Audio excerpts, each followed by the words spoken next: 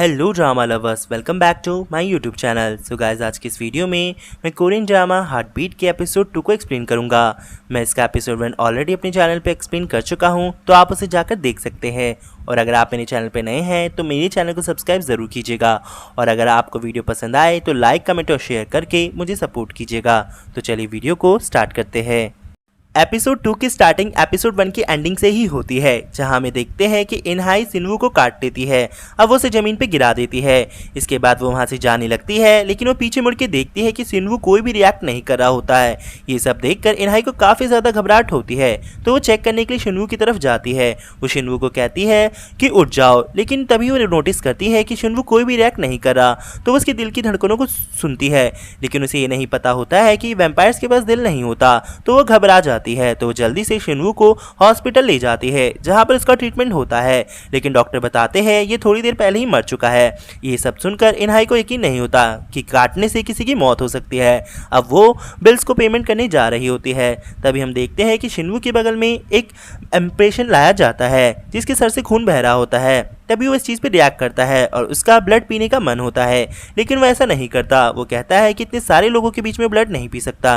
तभी डॉक्टर की नज़र शिनवू पे पड़ती है। वो जिंदा है ये देखकर डॉक्टर चिल्लाने लगता है और वो डर जाता है। तभी इनहाई भी वहाँ पर आ जाती है, वो भी चिल्लाने लगती है और डर जाती है। तभी शिनवू कहता है कि उसे घर जाना है। इनहाई उससे पूछती है क्या तुम ठीक हो, तो शिनवू कहता है हाँ वो ठीक है। अब इनहाई हॉस्पिटल का बिल पे करती है, जो कि बहुत ज़्यादा होता है। ये सब देख कर वो कहती है अब तो मैं ज़रूर कर्जे में आ जाऊंगी। इसके बाद ये दोनों के दोनों घर की तरफ निकल जाते हैं। इसके बाद हम इनहाई और शिनवू को रास्ते में जाते हुए देखते हैं, जहाँ पर इनहाई शिनवू को कहती है कि तुम मेरा पीछा क्यों कर रहे हो, तुम्हें अपने घर जाना चाहिए। शिनवू कहता है कि वो उसी का घर है जो उसे अपना घर समझ रही है, तो मुझे मेरे घर जल्दी से ले चलो। इनहाई कहती है कौन सा घर, तुमने क्या लगा के रखा हुआ है, कोई भी आएगा और कहेगा वो मेरा घर है तो मैं मान लूँगी, तुम्हारे पास क्या प्रूफ है। शिनवू कहता है कि मैंने तुम्हारे पूर्वजों को वो घर दिया था 100 साल पहले, तो अब वो घर तुम्हारा कैसे हो सकता है, वो मेरा घर है। इनहाई कहती है तुम्हारे पास कोई लीगल डॉक्यूमेंट है तो मुझे दिखाओ। अब शिनवू कहता है एक तो तुमने मुझे 100 साल पहले पूरे होने से पहले जगा दिया और ऊपर से मुझसे डॉक्यूमेंट्स मांग रही है, तुम होती कौन हो। अब इन दोनों में काफ़ी देर तक बहस चलती है, लेकिन इनहाई कैसे ना कैसे शिनवू से पीछा छुड़वा कर एक गाड़ी में बैठ कर चली जाती है। शिनवू ये देखते ही रह जाता है कि इसके साथ क्या होता है। अब वो रास्ते में चलता रहता है, जहाँ वो देखता है कि कोरिया ने बहुत कुछ डेवलपमेंट कर ली है। अब वो चलते चलते एक जगह पे पहुँचता है, जहाँ पर उसे मिरर में अपना चेहरा धुंधला दिखता है। वो कहता है इसको अपना चेहरा धुंधला देख सकता है, लेकिन खून पीने की इच्छा उसे आज भी होती है। अब वो इधर से उधर भटकता रहता है, वो कोरिया में घूमता रहता है। दूसरी तरफ हम मैंशन में देखते हैं, जहाँ पर शिनवू के दोस्त उसके आने की खुशी में सेलिब्रेशन करने के लिए वहाँ आए होते हैं। वो ये उसे दिखाना चाहते थे कि वो उसके लिए कितना ख्याल रखते हैं। तभी वो देखते हैं कि कॉफिन अपना अभी खुला हुआ है, वो भी 100 साल पूरे होने से पहले, यानी एक दिन पहले वो कैसे खुल सकता है। तो दोनों के दोनों सोच में पड़ जाते हैं। वो कहता है कि ऐसा नहीं हो सकता, शिनवू कहीं इस दुनिया में खो तो नहीं गया, हमें उसे ढूंढना चाहिए। लेकिन दूसरा दोस्त कहता है अरे नहीं, वो नहीं खोया होगा, वह वापस यहीं पर आ जाएगा, तुम चिंता मत करो। इसके बाद हम शिनवू को देखते हैं जो इधर से उधर भटकता रहता है। वो कहता है कि वो कहाँ फंस गया। तब एक लड़के को आवाज़ लगाता है, लेकिन वो लड़का आवाज़ नहीं सुनता, क्योंकि उसने कान में एयरप्लग्स लगाए होते हैं। दूसरी तरफ हमें दिखाया जाता है इनहाई अपने पुराने घर से अपना सारा सामान लेने जाती है, और वो सामान लेके सीधा मैंशन की तरफ निकल जाती है। फिर हम देखते हैं कि शिनवू को, जो कि रास्ते में इधर से उधर घूम रहा होता है, क्योंकि उसे बहुत ज़्यादा वीकनेस होती है, तभी उसे एक बिल्ली दिखती है जिसे वो कैटमैन समझ लेता है। तो उसका पीछा करते करते उसको बोलता है कि तुम यहाँ से वहाँ क्यों भाग रहे हो, और वो कैट पे चिल्लाने लगता है। तभी दो लेडी वहाँ पे आती है और उसे कहती है कि तुम कैट के साथ इतना बुरा बर्ताव क्यों कर रहे हो। तभी शिनवू कहता है कि मेरी कोई गलती नहीं है, मुझे माफ़ कर दीजिए, लेकिन मुझे एक जगह जब पे जाना है, मुझे वो डायरेक्शंस नहीं मिल रहे हैं। अब शिनवू की सारी बातें सुनकर वो लेडी शिनवू की हेल्प करने के लिए तैयार हो जाती है, जो उसे कहती है क्या तुम्हें अपने मैंशन के आसपास की दुकान का नाम पता है। तो शिनवू उसकी दुकान का नाम बताता है, और तभी हम देखते हैं वो लेडी उसे फटाक से ढूंढ लेती है और कहती है कि तुम्हें सीधा सीधा यहाँ से जाना है और फिर लेफ्ट मुड़ जाना है, तो बस तुम्हें फॉलो करते हुए तुम अपने मैंशन तक पहुँच जाओगे। शिनवू ऐसा ही करता है और वो मैंशन में पहुँच जाता है, जहाँ पर अपनी सारी पुरानी चीज़ों को याद करता है और कैसे 100 साल पहले वो अपनी ज़िंदगी काटता था। इतने में ही हम देखते हैं कि इनहाई भी वहाँ पर पहुँच जाती है, जो उसे कहती है कि तुम यहाँ पे क्या कर रहे हो, तुम इस अभी के अभी यहाँ से निकल जाओ वरना मैं पुलिस को बुलाती हूँ। शिनवू कहता है कि तुम होती कौन हो मुझ पे चिल्लाने वाली, क्या तुम नहीं जानना चाहती कि मैं 100 साल पहले यहाँ पे कैसे था और क्या था मैं। तो यहाँ पे इनहाई कहती है मुझे कोई जाने में इंटरेस्ट नहीं है, लेकिन शिनवू से अपनी स्टोरी बताता है कि उसे इंसान बनने के लिए 100 साल पहले कॉफिन में जाना पड़ा, लेकिन उसने कॉफिन में बहुत कुछ झेला। इनहाई को इस बात में कोई इंटरेस्ट नहीं आता। अब इस पे शिनवू कहता है तुम्हें यकीन नहीं आ रहा तो अब मुझे अपनी पावर्स का इस्तेमाल करना पड़ेगा, लेकिन क्योंकि 100 साल से कॉफिन में होने की वजह से वो अब अपनी शक्तियों का इस्तेमाल नहीं कर पा रहा, क्योंकि उसने अभी तक किसी भी ह्यूमन ब्लड को नहीं पिया होता है। अब इनहाई कहती है और उससे बोलती है अगर तुम नहीं निकल रहे तो मैं पुलिस को बुलाती हूँ। अब लेकिन शिनवू कहता है 1 मिनट रुको। वो उसकी आंखों में देखता है जहाँ पर उसे अपनी इमेज दिखती है। तभी हम देखते हैं कि इनहाई को हल्का सा एहसास होता है कि उसे शिनवू को प्यार हो रहा है, तो वो उसे कहती है और उसे वहाँ से भगा देती है। नेक्स्ट सीन में हमें इनहाई को एक डिपार्टमेंटल स्टोर में देखते हैं जहाँ पर वो अपने लिए कप नूडल्स लेती है और उन्हें खाने ही लगती है। तभी वो सामने खिड़की की तरफ देखती है। वहाँ वो देखती है कि शिनवू को, जो कि डस्टबिन में कुछ ढूंढ रहा होता है।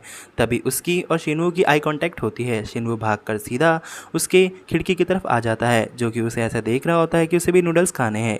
फिर बाद में हम देखते हैं कि इनहाई उसे वो फूड ऑफ़र कर देती है। अब वो नूडल्स को ऐसे खाता है जैसे कि उसने कभी कुछ खाया नहीं होता।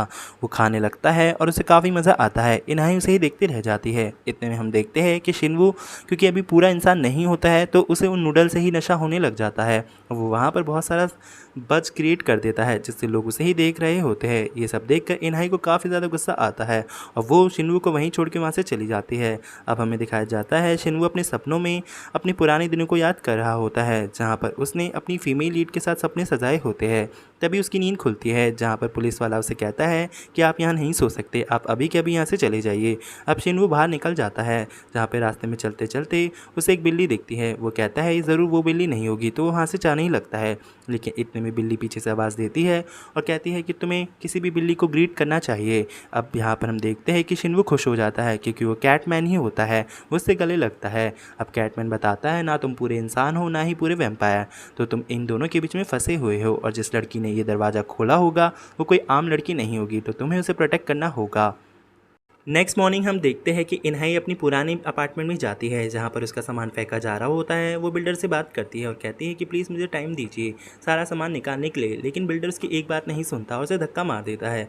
इतने में हमारा सेकंड लीड डोसिक वहाँ पर आ जाता है और वो इनहाई को पहचान लेता है। अब हमें फ्लैशबैक दिखाया जाता है कि इनहाई और डोसिक एक दूसरे को कैसे जानते हैं, क्योंकि डोसिक को इनहाई पे क्रश होता है। अब सीन प्रेजेंट में आता है। अब हम इन दोनों को एक रेस्टोरेंट में देखते हैं जहाँ पर डोसिक कहता है अगर तुम्हें कोई भी दिक्कत हो तो मुझे बताना। इनहाई कहती है वो ठीक है, वो सब कुछ एडजस्टमेंट कर लेगी। डोसिक कहता है अगर तुम्हारे पास रहने की जगह नहीं है तो मैं तुम्हें दिला सकता हूँ। इनहाई कहती है कोई बात नहीं, मेरे पास जगह है। इसके बाद सीन शिफ्ट होता है। अब हम दूसरी तरफ देखते हैं शिनवू को, जो कि अपने मेंशन के बाहर फिर से खड़ा होता है। तब एक लेडी आती है और कहती है कि तुम कौन हो। शिनवू बताता है वो इस घर का मालिक है, लेकिन वो लेडी को यकीन नहीं होता और उस पर शक करने लगती है। रात हो जाती है और हम इनहाई को देखते हैं जो कि रास्ते में थकी हारी जा रही होती है। तभी उसकी नज़र उसके पुराने लैंडलॉर्ड पे पड़ती है, जो कि सेंटा के भेस में होता है। इनहाई उसे पहचान लेती है और लैंडलॉर्ड की भी नज़र उस पर पड़ जाती है, तो वो वहाँ से भागने लगता है, लेकिन इनहाई भी उसके पीछे पीछे भागने लगते हैं। दूसरी तरफ हम देखते हैं शिनवू को, जिसको बड़ा अजीब सा रिएक्शन होता है। ऐसा लगता है कि शिनवू और इनहाई एक दूसरे से कनेक्ट हो चुके होते हैं। शिनवू का एहसास होता है कि इनहाई पे कोई खतरा आने वाला है। अब हमें फ्लैशबैक दिखाया जाता है जहाँ पे कैटमैन ने शिनवू को बताया था अगर इनहाई को कुछ भी हुआ तो उसकी जितनी भी मेहनत है वो सब पे पानी फिर जाएगा, वो कभी भी इंसान नहीं बन पाएगा। अब इसके बाद हमें दिखाया जाता है कि इनहाई उस लैंडलॉर्ड का बहुत पीछा करती है, लेकिन वो लैंडलॉर्ड इतना बदमाश होता है, वो इधर से उधर भागता रहता है और उसे भगाता रहता है। दूसरी तरफ हम देखते हैं शिनवू को, जो कि इनहाई को ढूंढने निकल चुका होता है, लेकिन वो इतना वीक होता है क्योंकि उसने अभी तक किसी का ब्लड नहीं पिया होता है।